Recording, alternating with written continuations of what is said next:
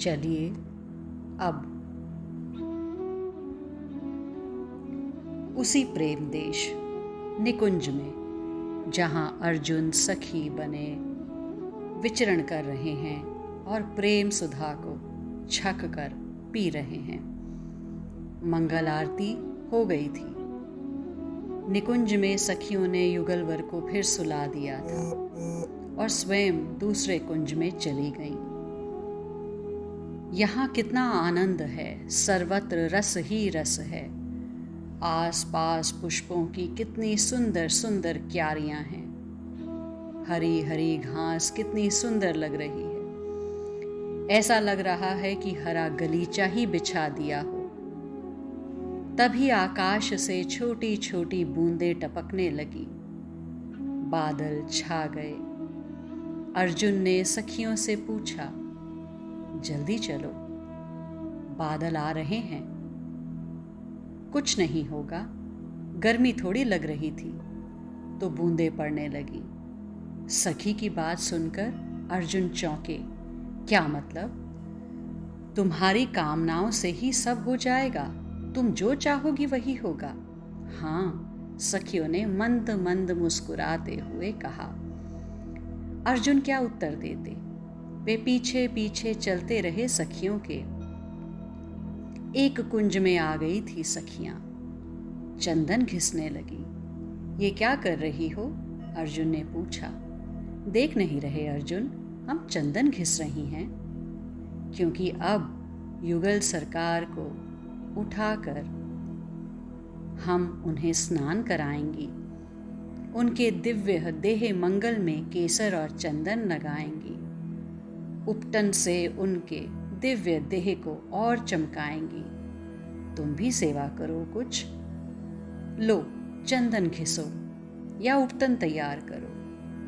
अर्जुन केसर और चंदन घिसने लगे। सारी सखियां बड़े प्रेम से गीत गा रही थीं और स्नान आदि की व्यवस्था भी देख रही थीं।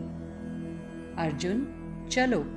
सब सखियां सुंदर और सुगंधित सामग्रियां लेकर चल पड़ी युगल सरकार के पास।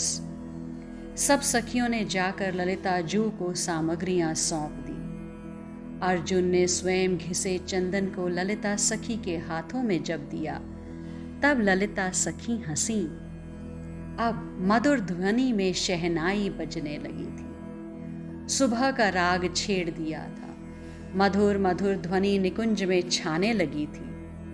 धीरे से नयन खोले कमल नयन ने, धीरे से लोचन खोले कमल लोचनी ने। चारों ओर देखने लगे श्याम सुंदर। प्रिया जी भी देखने लगी और फिर उठी। श्याम सुंदर को देखा और बड़े प्रेम से अपने हृदय से लगा लिया। आहा, कितनी सुंदर झांकी है। सेज शैया पर युगल विराजे, एक दूजे को गलबैयां दिए, बाहों में लिए ऐसे शोभा पा रहे हैं जैसे बादल में चंचला चमक उठी है। आओ इधर, ललिता सखी ने अर्जुन को अपने पास बुलाया। अर्जुन के आनंद का तो ठिकाना ही नहीं है। वो उछलते कूदते अपने लहंगा संभारते पहुंच गए ललिता सखी जू के पास। अत्यधिक आनंद है अर्जुन के हृदय में। ये लो पंखा, पंखा करो अर्जुन, और याद रहे धीरे धीरे करना। अर्जुन ने पंखा लिया और युगल सरकार को पंखा करने लगे। पर ये क्या? जैसे ही पंखा हाथ में लिया अर्जुन ने और पंखा करने लगे, ध्यान गया श्याम सुंदर के कपोल में।